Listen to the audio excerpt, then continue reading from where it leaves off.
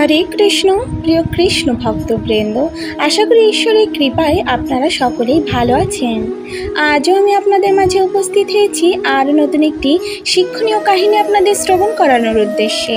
আজকে যে গল্পটি আপনাদের সাথে শেয়ার করব, সেই গল্পটি 100 বছর পূর্বে ইতালির একটি ছোট শহরে একজন ব্যবসায়ীর মেয়ের বুদ্ধিদীপ্ত কাজের।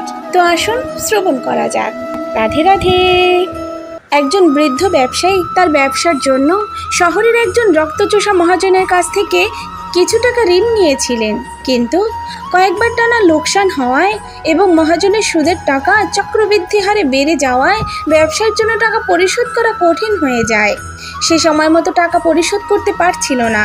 এমন সময় মহাজন বলল সে এক শর্তে সকল কর্জ ক্ষমা করে দিবে, যদি ব্যবসায়ী তার মেয়েকে মহাজনের সাথে বিয়ে দেয়। মহাজন মানুষ হিসেবে ভালো ছিল না, তাই ব্যবসায়ীর প্রস্তাবটি পছন্দ হয়নি।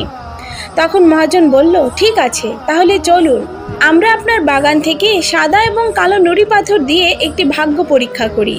আমি এই বাগানের পাথরের রাস্তা থেকে একটি সাদা এবং একটি কালো পাথর নিয়ে একটি ব্যাগে রাখবো।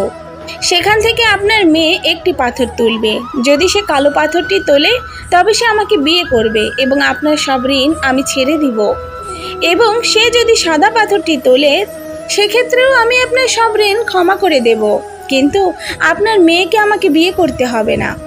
এমন সময় মহাজন যখন বাগানের রাস্তা থেকে নুড়ি পাথর থলেতে রাখার জন্য তুলছিলেন, তখন মেয়েটি দেখে ফেলে যে মহাজন একটি সাদা এবং একটি কালো পাথরের বদলে দুইটি কালো পাথর নিয়ে ব্যাগে রেখেছিল। এই অবস্থায় মেয়েটির সামনে 3টি পথ ছিল। প্রথম, ব্যাগ থেকে পাথর বাছাই করতে অস্বীকার করা। দ্বিতীয়, ব্যাগ থেকে উভয় নুড়ি পাথর বের করে নিয়ে মহাজনের ষড়যন্ত্র প্রকাশ করে ফেলা। 3, ব্যাগে 2টি কালো পাথর আছে জেনেও একটি পাথর তুলে বাবার স্বাধীনতার জন্য নিজেকে উৎসর্গ করা। কিন্তু এই প্রতিটি পদক্ষেপেই তার এবং তার বাবার জন্য বিপদ ডেকে আনত। কিন্তু মেয়েটি যা করলো তাতে মহাজন বোকা বনে গেল।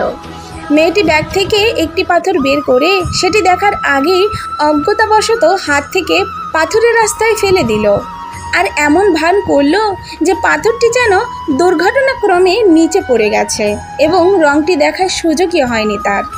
সে মহাজনকে বলল যে, দেখুন তো কি বোকার মতো কাজ করলাম, পাথরের রংটি দেখার আগেই হাত থেকে পড়ে গেল। আমি কি রঙের পাথরটি তুলেছিলাম যাচাই করতে ব্যাগটি চেক করুন। ব্যাগে যেহেতু 2টি কালো পাথরই ছিল, তাই মহাজনের শর্ত মোতাবেক পড়ে যাওয়া পাথরটি সাদা হওয়ার কথা। এইভাবেই মেয়েটি এবং তার বাবা মহাজনের ছলচাতুরি থেকে রেহাই পেল। তো এই কাহিনীটি থেকে কি শিক্ষা পাই আমরা?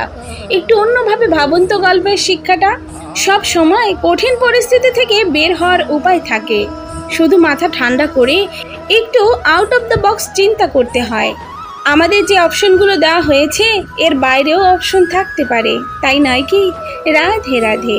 এই ছোট্ট কাহিনীটি আপনাদের কেমন লাগলো অবশ্যই কমেন্ট করে জানাবেন, এবং এরকম আরও নিত্য নতুন কাহিনী শ্রবণ করার উদ্দেশ্যে আমাদের এই চ্যানেলটিকে সাবস্ক্রাইব করে আমাদের পাশে থাকবেন। তো আজ এই পর্যন্ত, আবারও দেখা হবে নতুন কোনো ভিডিওতে। ততক্ষণ পর্যন্ত ভালো থাকবেন, সুস্থ থাকবেন। রাধে রাধে।